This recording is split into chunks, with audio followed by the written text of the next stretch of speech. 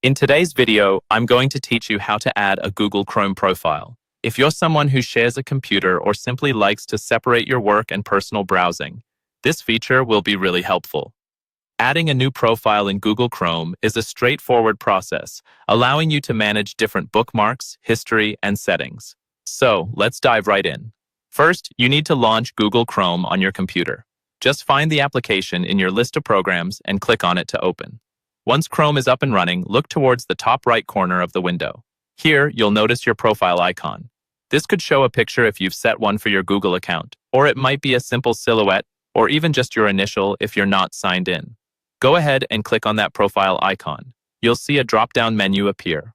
In this menu, you're looking for the option that says Add. Click on Add, and this will prompt a new window to open up.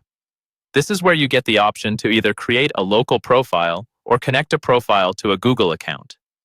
If you're looking to sync your bookmarks, history, and other settings across devices, it would be a good idea to sign in with a Google account. However, if you prefer a profile that remains solely on this device, select Continue without an account. Next, you'll need to customize your new profile. Enter a name that'll help you easily identify it later on. This could be something like Work, Personal, or any name that suits your needs. Additionally, Google Chrome lets you pick a theme color or avatar for your profile, so go ahead and choose something that makes it stand out.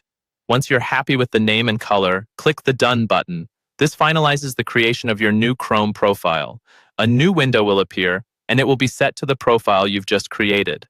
It's a fresh canvas for your browsing experience. If you ever need to switch between this new profile and another one, simply return to the top right corner of your Chrome window and click on the profile icon.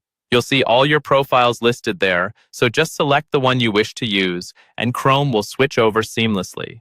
That's all there is to it. With your new Chrome profile set up, you have a versatile tool to manage different aspects of your digital life more effectively. Thank you for tuning in, and happy browsing.